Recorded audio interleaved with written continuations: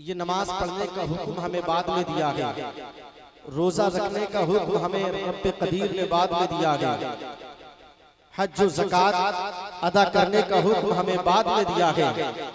अगर सबसे पहले परवरदिगार आलम ने किसी चीज का हुक्म दिया है तो वो हुक्म इल्म के ताल्लुक से है। रब इरशाद फरमाता है अपने हबीब से, इक़रा हबीब तुम पढ़ो। पढ़ने का जिक्र सबसे पहले कुरान पाक में किया गया है। जो पहली वही नाजिल हुई है वो इल्म के ताल्लुक से नाजिल हुई है। आज इल्म ना होने की वजह से ही हम पीछे हैं।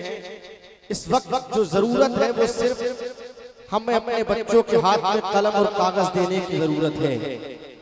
अरब खित्ता अरब के अंदर जो इनकलाब मेरे मुस्तफ़ा ने बर्पा किया था और मुस्तफ़ा जाने रहमत ने जो इस दुनिया के अंदर हमारे मजहब इस्लाम को जो आगे फैलाया था, तो उसमें सबसे बड़ा रोल किसी और का नहीं बल्कि तालीम का सबसे बड़ा रोल था।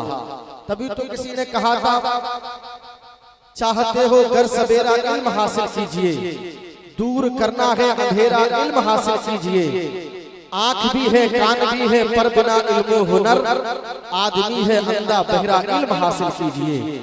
आदमी है अंधा बहरा इल्म हासिल कीजिए। आइए सोचते चले जाइएगा इस्लाम के मुकद्दस शहजादों, जब बच्चा अपनी माँ के पेट से जन्म लेता है, जब बच्चे की विलादत व सआदत होती है, जब बच्चे की पैदाइश होती है, तो बच्चे की कंडीशन दो हुआ करती है। या तो पैदा होने वाला बच्चा जब पैदा होता है तो रोता हुआ पैदा होता है, या फिर जन्म लेने वाला बच्चा जब जन्म लेता है तो रोता हुआ नहीं बल्कि सुकूनत इख्तियार करके साकिन पैदा हुआ करता है। लेकिन अगर बच्चा रोता हुआ पैदा होता है तो बच्चे की माँ अपने बच्चे के रोने की किलकारी की आवाज जब माँ के कान से टकराती है तो जन्म देने के वक्त जो उसको दर्द और आलाम का सामना करना पड़ता है, एक रोने की किलकारी की आवाज से माँ अपने तमाम तर दर्द और आलाम को भूल जाया करती है।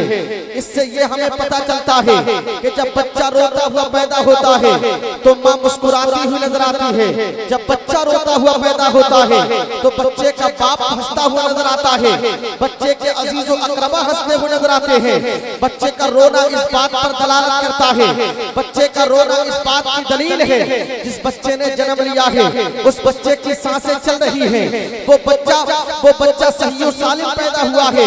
लेकिन यही बच्चा पैदा होने वाला बच्चा जब मुतहर्रिक नहीं, जब सुकूनत इख्तियार करके पैदा होता है, जब बच्चा साकिन पैदा होता है तो बच्चे की बात समझ जाती है, मैंने जिस बच्चे को जन्म दिया है उस बच्चे की सांसें चल नहीं रही हैं बल्कि उसकी सांसें थमी हुई हैं, उसकी सांसें रुकी हुई हैं। जब बच्चा खामोशी इख्तियार करके पैदा होता है तो बच्चे की माँ रोती हुई नजर आती है, बच्चे के बाप रोता हुआ नजर आता है, बच्चे के अजीजों अकरबा रोते हुए नजर आते हैं।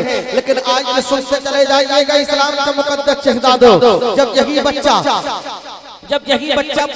बढ़ जाता है, इसकी उम्र जब आगे के लिए सफर करने लगती है और परवरदिगार आलम जब इसको बोलने का मादा अता कर देता है, जब बच्चे के अंदर परवरदिगार आलम बोलने की सलाहियत पैदा कर देता है तो माँ अपने शौहर से कहती है, ऐ मेरे सर के ताज, जिस बच्चे को हमने जन्म दिया है, अगर इस बच्चे को आप किसी मंजिल पर पहुंचाना चाहते हो, इस बच्चे को आप कामयाबी की जमानत देना चाहते हो तो इसका रिश्ता किताबों से जोड़ देना चाहिए, इसका रिश्ता किसी मदरसे या स्कूल से जोड़ देना चाहिए। आप सब जानते हो कि जब बच्चे का रिश्ता किताबों से जुड़ जाएगा तभी बच्चा समझ पाएगा कि माँ बाप के साथ में किस तरीके से हुस्न सलूक करना चाहिए। जब बच्चे का रिश्ता, हम अपने बच्चे का रिश्ता जब किताबों से जोड़ देंगे तब हमारा बच्चा समझ पाएगा कि पड़ोसी पे पड़ोसी का हक क्या होता है। ये तालीम है इस्लाम के मुकद्दस शहजादों। जब तक के बच्चा तालीम से नहीं जोड़ा जाता है, जब तक के वो अपने आप में और अपने साथ वालों में क्या फर्क है इसको भी नहीं समझ पाता है।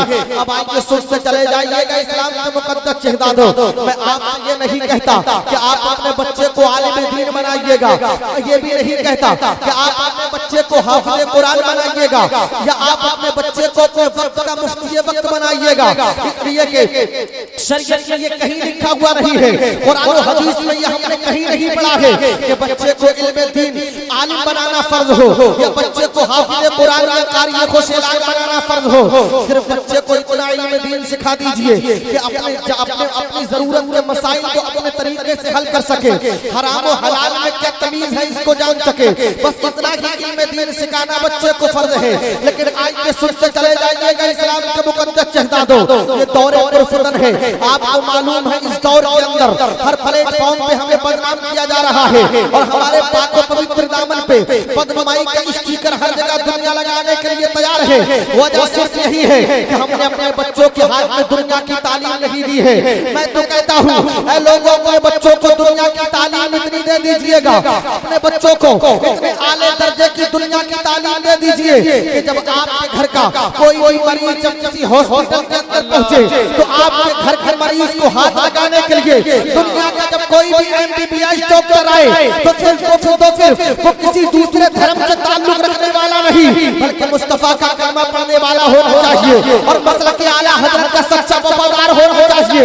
और अगर आप अपने बच्चे को, मैं कहता हूँ जब आपको बिल्डिंग बनाने के लिए जब किसी इंजीनियर की जरूरत पड़े तो वो इंजीनियर आपकी बिल्डिंग का खाका तैयार करने वाला किसी दूसरे धर्म से ताल्लुक रखने वाला नहीं बल्कि वो भी मुस्तफा का कलमा पढ़ने वाला होना चाहिए और मसलक आला हजरत का सच्चा वफादार होना चाहिए। जब आपका मुकद्दमा किसी कोर्ट या कचहरी के अंदर पहुंचे और जो जिसकी कुर्सी पे बैठा हुआ हो, जो आपका फाइल पर फैसला सुनाने वाला हो, वो भी कोई और नहीं होना चाहिए बल्कि मुस्तफा का सच्चा वफादार होना चाहिए, मुस्तफा का कलमा पढ़ने वाला होना चाहिए, मसलक आला हजरत का सच्चा वफादार होना चाहिए।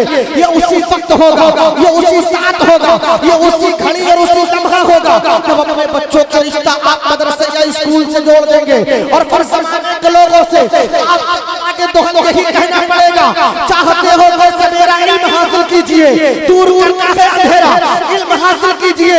आँख भी है, कान भी है, पर बना हुनर, आदमी है अंधा बहरा, इल्म हासिल कीजिए। इल्म एक बहुत बड़ा हथियार है। क्या अच्छा पैगाम है, जिंदाबाद जिंदाबाद। इंसान इल्म तक पहुंच जाता है तभी वो समझ पाता है कि हमें अपनी जिंदगी के शब रोज गुजर बसर कैसे करना है। आपको मालूम है इस दुनिया के अंदर आपका बच्चा जैसा बनना चाहता है वो पैदा होने के बाद बना करता है। तारीख में कोई भी एक बच्चा मैंने आज तक नहीं देखा है कि जो अपने माँ के पेट से जन्म लिया हो तो कुछ बनकर के पैदा हुआ हो। अगर आपका बच्चा हाफिज बनना चाहता है तो अपनी माँ के पेट से पैदा होने के बाद बना करता है। अगर आपका बच्चा अपने वक्त का अच्छा मुफ्ती बनना चाहता है तो वो भी पैदा होने के बाद बना करता है। ये अलग बात है कि तारीख में हमें एक नाम मिलता है, वो नाम कोई और नहीं है। जो अपनी माँ के पेट से जब बच्चा पैदा हुआ था तो 15 या 17 बारों का हाफिज बनकर के पैदा हुआ था। वो जात कोई और नहीं थी, वो जात थी मीर अब्दुल्लाह बिलग्रामी की जद्द करीम सज्जदी गौसे आज़म रज़ियल्लाहु तआला अन्हु की जात थी। उनके अलावा मैंने आज तक तारीख में कोई एक बच्चा ऐसा नहीं देखा है कि जब वो पैदा हुआ हो तो अपनी माँ के पेट से 15 या 17 बारों का हाफिज बनकर के पैदा हुआ हो। लेकिन आज के सोचते चले जाइएगा इस्लाम के मुकद्दस शहजादों, अगर आपका बच्चा MBBS डॉक्टर बनना चाहता है तो बन सकता है, मुश्किल नहीं है। अगर आपका बच्चा अपने वक्त का IPS या IAS अफसर बनना चाहता है तो बन सकता है, मुश्किल नहीं है। अगर आपका बच्चा अपने वक्त का एक बहुत बड़ा लॉयर एडवोकेट बनना चाहता है तो बन सकता है, मुश्किल नहीं है। इसलिए कि आपका बच्चा जैसा बनना चाहेगा उसको वैसे ही इंसान की ओल्ड मॉडल जिंदगी की तारीख में मुताला करना पड़ेगा। अगर आपका बच्चा अपने वक्त का बहुत बड़ा शायर बनना चाहेगा तो बरेली के आला हजरत सैयदी आला हजरत की हदायत के बख्शिश का मुताला करना पड़ेगा। अगर आपका बच्चा अपने वक्त का एक बहुत बड़ा पीर कामिल बनना चाहेगा तो मुर्शिद मन हुजूर ताजुल शरिया की जिंदगी को फॉलो करना पड़ेगा।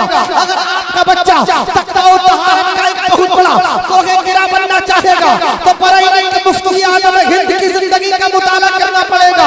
और अगर आपका बच्चा अपने वक्त का एक बहुत अच्छा इंसान बनना चाहेगा तो मुस्तफा जाने रहमत की जिंदगी का मुताला करना पड़ेगा। अगर आपने मुस्तफा की जिंदगी का मुताला कर लिया और मुस्तफा के तरीके को फॉलो कर लिया, मुस्तफा की आदत करीमाना को फॉलो कर लिया, तो याद रखिएगा इस्लाम का मुकद्दस शहदा दो आप रहेंगे जमीन पे, लेकिन आपकी किस्मत का सितारा और जो सुरैया पे गर्दिश करता हुआ नजर आएगा। और जमाने के लोगों को आपको कहना पड़ेगा, अरे जिंदगी ये नहीं है किसी के लिए, जिंदगी है नबी के लिए। ना समझ मरते हैं जिंदगी के लिए, जीना मरना है सब कुछ नबी के लिए। अख्तरे कादरी खुल्द में चल दिया, खुल्द बागे हर एक कादरी के लिए। सुभान अल्लाह। मैंने जो बोला है आपने सुना है, बतकाज़े बशरियत इंसान होने के नाते किसी भी तरीके की कोई भी गलती, खामी, कोताही, लग़्ज़िश, अदब, एहतराम बाकी हो गई हो, अल्लाह के हुजूर तौबा करते हैं, अस्तग़फिरुल्लाह रब्बी।